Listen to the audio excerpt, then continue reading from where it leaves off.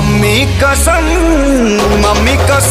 एगो चुमा के बाद कुछ करब ना हम। मम्मी कसम एगो चुमा के बाद कुछ करब ना हम।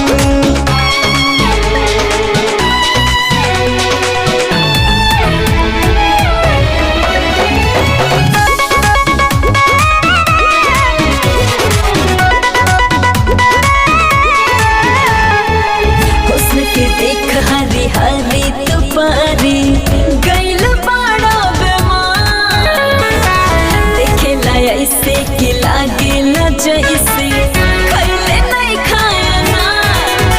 ऐसन मौका कहाँ बारी बारी यार मिलेला तनी हमके लगावे त गोता।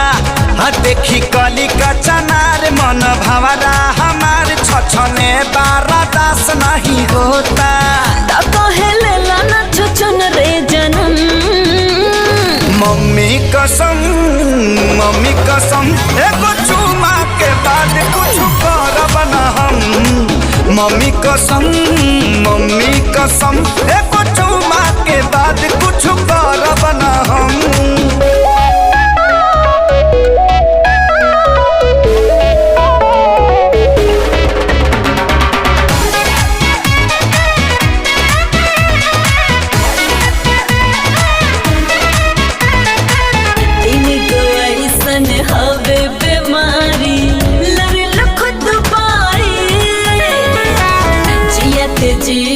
अपना ओराई वाले पर जाई कि ढेर लइका में यारी बानी झकले ई नारिया जब पिए दए में के पानी। कैसन होला सवाद मिली चिखले के बाद जनी माना करले दिल जानी। घोर के पी गहिला लाज शरम मम्मी कसम एगो चुमा के बाद कुछ करब ना हम। मम्मी कसम एगो चुमा के बाद कुछ